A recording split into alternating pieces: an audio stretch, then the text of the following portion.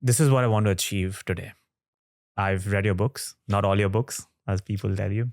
I've watched your YouTube videos as well. I know your stance on Gaza. What I want to do today is I want to channel some of the questions that pro-Israeli supporters and Zionists bring up, because every day I get the feeling that both sides are in their own echo chambers and screaming at each other. No one's listening. And I have this foolishly ambitious dream, you may call it naive dream, of trying to bridge the gulf today. So you mentioned playing devil's advocate, the devil's advocate in your mind. I'm going to try to step into their shoes and play devil's advocate to your stance, even if, regardless of that, if that requires a leap across the chasm of my own morality. And I must admit that if I step into the shoes of Israeli supporters and Zionists, they raise a few questions that I struggle to answer personally. And since I have one of the leading historians with me, I hope you can help me resolve those questions today. That's the objective. The first question that I struggle to answer is, how do you pick a starting point?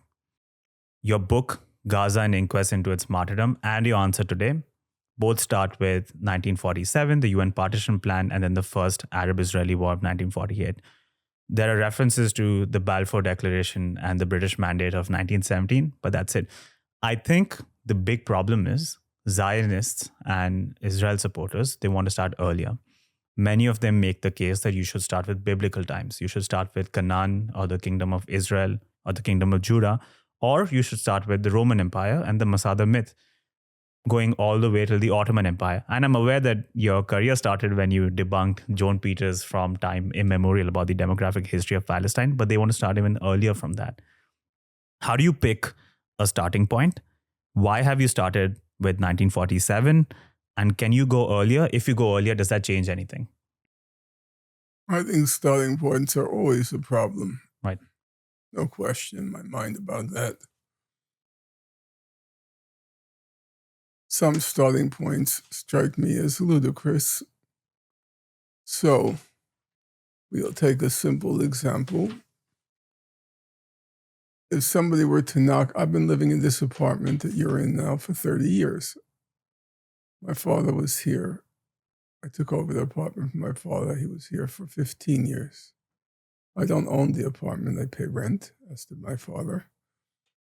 So somebody knocks on my door, and he will say he's holding a hefty tome in his hands, and he says to me that according to my Bible, my family lived here 3,000 years ago, and this is my apartment, and you should leave. That doesn't seem to me a plausible argument. You would tell the person to make a beeline for Bellevue Hospital. Well, and I find it as ludicrous to try to justify a historical claim based on something 3,000 years ago. For all I know, he might be right. There's no way for me to disprove him, and I wouldn't try to disprove him. I wouldn't make the effort, because I think the elapse of 3,000 years cancels or nullifies that right. So I don't think that's a tenable starting point. And the Zionists understood that. They understood that wasn't a tenable starting point. They claimed a historic right, but they also recognized that a population was there. There was no rational grounds for that population to defer to that historic right. The Zionist arguments ranged very widely. Some of them said, I would say the best of the arguments said, well, there are X number of Arab states in the region, that the Arabs didn't have what you might call a distinct identity, and that no great crime would be committed if, say, the Arabs from Palestine went to live in Jordan or went to live in Iraq, it's still Arab territory. But they said the Jews have a distinct problem, that they are the only people without a state. Arabs could still have their Arab state if they moved to Jordan, so on and so forth. Yeah. But Jews have no state. And therefore, on balance, the bigger injustice is the one being done to Jews as against the one being done to Arabs. Arabs are just moving from one Arab state to the next. Mm-hmm. Jews have no state to move to. You know, I'm old enough to recognize there are arguments on all sides, and that there's elements to that argument that are tenable. And then there is compounding that argument is the fact that the experience of the Nazi Holocaust seemed to confirm that nobody wanted the Jews and that the Jews needed a place of refuge because the world could not be counted on to protect them in that moment of truth. Mm-hmm. And therefore they needed their own state. And that's a compelling argument.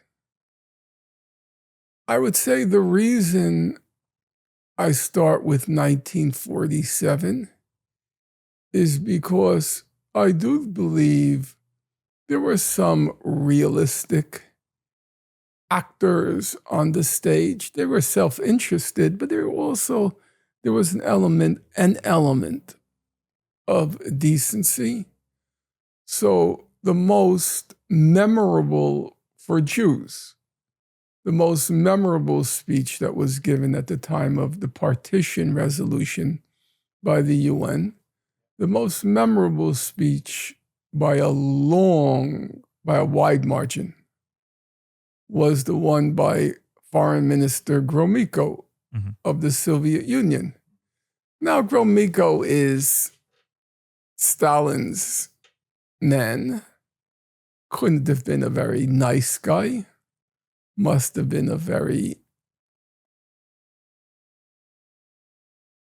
thick-skinned guy, couldn't have been easy to sit through Politburo meetings or Central Committee meetings with Mr. Stalin, where your only job is to say yes.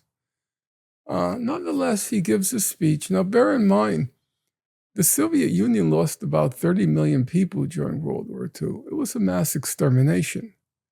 It wasn't like the war on the Western Front. The war on the Western Front was more or less conventional. Prisoners of war were treated more or less okay. On the Eastern Front, the Nazis were out to annihilate the Soviets in order to create living space, with what they called Lebensraum. And they carried on mass extermination. So it was about 30 million Russians who were wiped off from the face of the earth. Nonetheless, when you read Gromyko's speech, he says that we support one state in Palestine. We prefer one state. But if there's no way for the two parties to get along, meaning the Palestinian Arabs and the Jews in Palestine, if there's no way for them to reconcile between themselves, Gromyko says, the suffering of the Jews during World War II was so terrible. It's, as I said, a remarkable statement coming from a country which lost on its own 30 million people. It was so terrible that if they can't get along, then the Jews should get a state. So I start from there because I think the way the UN handled the question, it was probably reasonable for the time. The partition resolution. Now, as a practical matter, it wasn't going to happen because half the population of the Jewish state was Arab, as it was calculated then. There was this tiny Jewish majority in the anticipated Jewish state. And the Zionists would never have accepted that. They would have, by hook or by crook, they would have gotten rid. Now, of course, they got fortunate. There was a war. And so in the course of the war, right now, it's exactly what's happening now. The Israelis are using the excuse of what happened in Gaza to slowly but surely empty out the West Bank. They won't accept anything less than a tiny minority of Arabs in their state. So I don't think the UN plan was practical. It couldn't have resolved the problem. But on the other hand, it recognized some realities, which I think there was an element of justice to. So I'm not dogmatic on this. I've always supported what's called the international consensus, a term coined by Professor Chomsky. Namely, there's a long UN record of calling for two states, roughly from the early 1970s, calling for two states in the June 1967 border, a Palestinian state beside an Israeli Jewish state. You could sit in a graduate school seminar and make your case for any of your particular solutions: a federal state, a binational state, a democratic secular state, a confederation with Jordan. There are 10,000 permutations and combinations. Yeah. But I think that's the stuff for graduate student seminars where you're engaged in this abstract search for the just solution. In the real world, I think the UN proposals have been more or less reasonable. But Israel has rejected them. The Palestinians did accept them. You could see that in the voting records over and over again. For the last 20 years, there's been this resolution in the UN General Assembly called Peaceful Settlement of the Palestine Question. Mm-hmm. And it's basically two states in the June 67 border. Israel has to dismantle the settlements and so on and so forth. All the terms of which everyone's familiar. And the vote's always the same. The whole world on one side, the United States, Israel, and some South Pacific atolls, Palau, Nauru, the Marshall Islands on the other side. So the essential point is that a reasonable settlement, I'm not sure if it's any longer possible, but had been possible for at least 30 years. Well, no, 50 years now. But the Israel, backed by the United States, rejected it.